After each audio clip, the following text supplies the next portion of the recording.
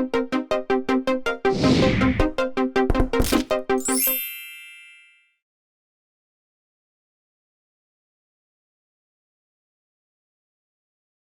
welcome to Filmmaking Today. I'm your host, Bojan Dulabic. So in this episode, we're going to talk about accessories for this guy right here, the Microsoft Surface Pro 4.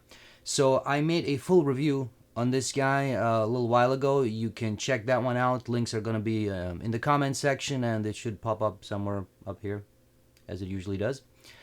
In this one, I want to talk about some of the accessories that I think are crucial, not just for filmmakers, which is what this video is primarily for, or digital artists in general, but also for everyone else. The whole point about this thing is that it's portable, it's small, and lightweight. However, there are still gonna be accessories that you probably need, at least in certain situations. So let's get started. The first one I want to talk about is the keyboard. This is obviously a Bluetooth enabled device, so you can use any Bluetooth keyboard. Microsoft sells their small portable one, which flips together, and it's very small and lightweight solution. And then obviously you can buy tons of third-party ones. You can go as low as $20 in some cases, depending on where you are in the world. And then obviously you can always go old school and hook up a keyboard via USB. This thing does have a USB connection right here. So there are options. I don't like Bluetooth, and I'll talk more about that when I talk about the mice. I don't know if it's just mice and Bluetooth when it comes to Windows, or if it's just Bluetooth in general, but I have had bad experiences with connecting devices via Bluetooth, except... and I'm still not 100%, but I'm pretty sure this guy uses Bluetooth. The pen. Feel free to leave a comment in the comment section below if you know more about that. But I'm pretty sure it uses Bluetooth. So I haven't had any problems with the pen when it comes to that, but I have had with the mouse, and I'll talk more about that in a second. So that's why I would shy away from Bluetooth keyboards, because you just don't want that hassle. Connecting and disconnecting and all that crap. So the beauty about Microsoft's keyboard, well, this keyboard in particular, yes, I said in my review that this was a Bluetooth keyboard. I was wrong, and it was pointed out to me in the comment section. This is not a Bluetooth keyboard. This obviously has a connection. So if you disconnect it, there are obviously pins over here, as you can see. I have not had any problems in terms of disconnecting and connecting. So that's the number one reason. And number two, it doubles as a protection. It doubles as a case, at least for this side of it. And and plus, I gotta say, it looks cool. It looks cool. I like it. It's very slick. It does not add a lot of bulk to it. And yes, you may think that this is not very sturdy because just because of the way it's built. But honestly, this is very sturdy, man. I have not had any problems. And the fact that, if you look at it on the side, the fact that it actually connects, or let me see, down here, it actually connects to the device. You see, you can go this way, and then it connects like that. And it gives you that little bit of a angle. It makes it really nice to type. So I love that. The keyboard itself is just awesome. Typing, no problem. The fact that the keys are a bit spread out as opposed to the previous version where they were, where there was no distance between the keys and made it a little tougher to type. This is an awesome thing to type. And another thing, and this might be a small thing, and this is for all you editors out there like myself, the fact that this guy has a page up and down button. For example, in After Effects, page up and down allows you to go frame by frame, and I use that all the time, and I love that. And the fact that it has that home button, home and end, those two buttons will allow you to go to the beginning of the timeline and to the end. I use that all the time, and I love it. It just speeds up my workflow. So between those four keys, page up, page down, home, and end, it really makes my life easier as an editor, or if I'm in After Effects, doing whatever I'm doing. So I love that. It is backlit, very sturdy. Like I said, it's a full keyboard. And yes, you're going to pay a premium depending on where you are in the world. In Canada, you're looking at about $190, so close to 200. I think in the States it's about 150-ish, somewhere around there. You're going to pay a bit of a premium, but in my opinion, it's definitely worth it. That's it for the keyboard. When it comes to the mouse, again, depending on what you are doing, you might need a mouse. I use this device to work in Maya to create 3D models. And Maya without a mouse, it's pretty much useless. So obviously I need a mouse. Now in my case, I am using this Microsoft mouse right here. The mouse itself, I truly do love. It's very compact, so very easy to carry. It's got this this little grip here, so it makes it very, very nice to hold. It's ergonomic to a certain extent, right? And but the cool thing about it is that when you look at it, you would think, well, it's obviously got the 2 buttons up here, it's got the scroll wheel, and then it's got a button here. Well, this button here is actually 3 buttons, because when you push it, that's one function. When you swipe up, that's one function. When you swipe down, that's another function. Now that is freaking awesome. So the way I have it set up, when I push the button, the menu shows up, the Microsoft or Windows menu. When I swipe up, it goes into what the hell is that called? When all the windows show up, whatever is open. And then when I swipe down, it opens up another space. So between that, I mean, it really, speeds up my workflow. So, and obviously you can customize that to do whatever, right? So to me, I love this.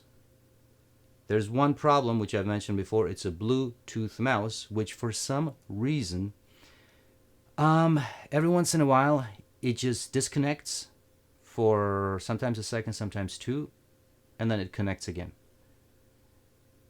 That can be extremely annoying. There have been times when it didn't do it for hours and hours. Maybe it does it once a day. But there have been times where it would do it literally every 10-ish minutes.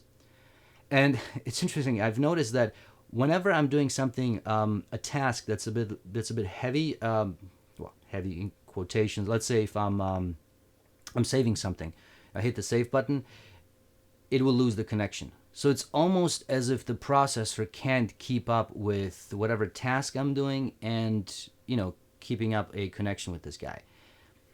I went online, I checked out various forums, and it seems that this is a Microsoft problem or a Windows problem. I mean, I am a Mac user as well, and I haven't really used their trackpad, the external one you can buy, but I know a buddy of mine has it, and he never had any problems, and that's a Bluetooth one as well. So I would say this is probably a Microsoft/Windows problem, and oh God, I'm begging you guys, just please fix this already. I mean, for God's sakes, man, this is your mouse. This is a Microsoft mouse. This should work, okay? I didn't buy a third-party mouse. I bought your crap, so this should work. So I want to recommend this mouse because it's awesome. It really is. But you're probably going to have the same problems like me. I'm still with it, again, because I do love the positives that the things I mentioned. However, I am also looking at the Sculpt ergonomic mouse. It's a bit bulkier and a bit bigger, but it is a wireless mouse. So you get that dongle, boom, and problem solved. The problem with that is, and I will talk about that next, is the fact that this guy only has one USB port, right? So when I use a Bluetooth mouse, I still have that USB port available for hard drives, for example, which I'm going to talk next, or whatever, right? And that is a problem. So that's one of the reasons why I'm sticking with it. However, there are solutions for that too, which I'm going to talk as well. So see how everything's connected here. So that's, so much about this mouse. Like I said, I love it, but you got to keep that in mind. It's going to drive you nuts probably at times anyway. And I mean, you can connect any mouse to it, whether it's wireless, whether it's Bluetooth, or just hardwire it. So that's that. Now the next thing you are probably going to want is an external solution. Now the one I have, the Surface Pro 4, I got the 256 gigabyte version. which, is fine and dandy. However, obviously, once you start doing, especially video editing, the Photoshop work, and whatever it is, you're going to run into a problem where you're going to run out of storage. It does have a micro SD card slot, which again I'm going to talk about as well. However, you probably want something like this, an external hard drive. Now, I'm using the WD My Passport Ultra. So this is a 2 terabyte drive. It is a USB 3 drive, so definitely do not go below USB 3.0. I mean, the speeds are just going to kill you. It's not the fastest hard drive. This is a 5400 RPM drive. So it's definitely slower than the built-in SSD drive. There's no doubt about that. So what I do a lot of times, I would have my working files on the device, work on it, and then I pretty much more or less use this one to store once I'm done with it. Sometimes I do work off of it depending on what it is, but a lot of times just to back it up or archive it technically. So that's something you definitely want to keep in mind. Now, if you want a faster drive, you can always get an SSD drive and get an enclosure and, turn that into an external drive. Size-wise, it's probably not going to be much bigger than this. I mean, depending on the enclosure that you get. So that is a solution. The problem with all of that is that you are going to be using up your USB 3.0 port on the device. That is a problem, and I love this device, but I really wished Microsoft would have included a second USB port. I mean, yes, you can do wireless on a lot of things or Bluetooth, but as I mentioned, it doesn't always work. Having ports is important. I mean, you can get a hub, obviously. You can get any USB 3.0 hub, boom, and then you can have as many ports as that hub supports, but that is another device that's going to be, you got to carry it, and if you want this on your lap, it could be a problem. There are solutions. There is a company called Juiced Systems. They sell adapters for the Surfaces. It goes back to Surface 2, 3. They have an adapter for the Surface Pro 4, which you plug it in, and it does not, it just, takes up this little area here. It does not block the display port, and it does not block the power one here. Now this thing is awesome. It gives you 2 additional USB ports, 1 micro SD card input, and a micro USB input. The micro USB input is designed to supply additional power to the adapter for external hard drives, for example. The only problem with that is they're out of stock, and they have been out of stock for months. I put my name on the waiting list. I haven't received any notifications, and I just checked this morning. I checked the website, and it still says out of stock.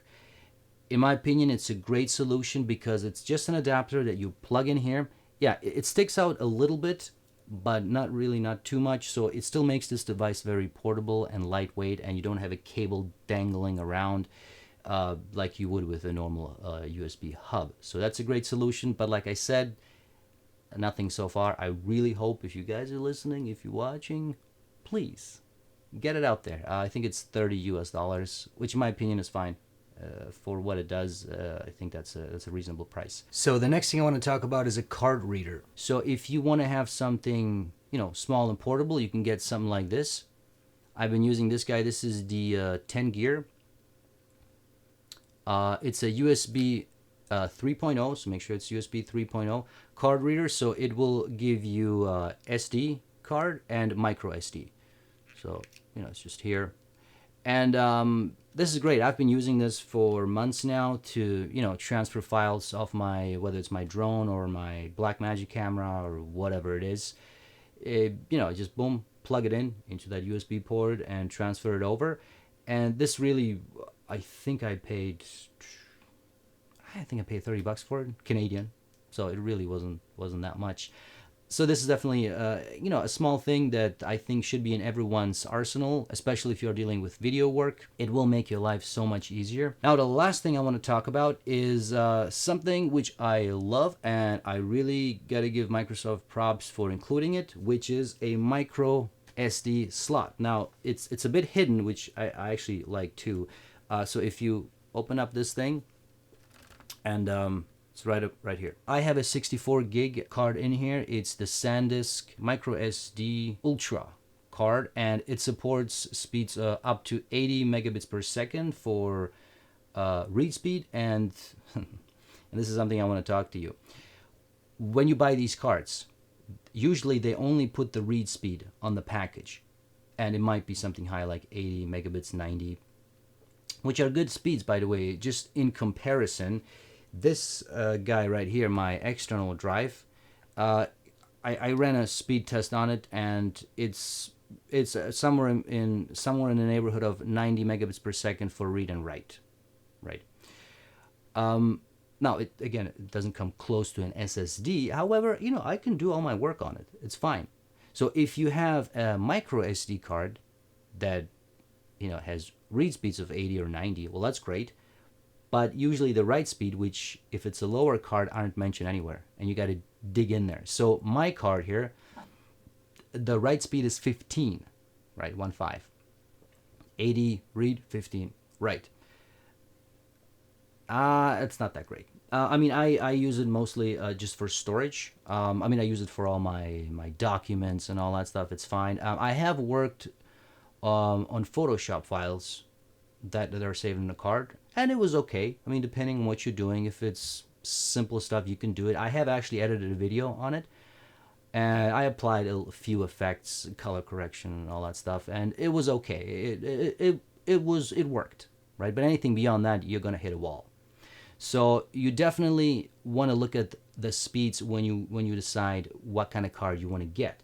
For my personal recommendations are the SanDisk Extreme Pro cards, because those ones you will usually get 90 for both for read and write, between 90 and 80. Somewhere around there.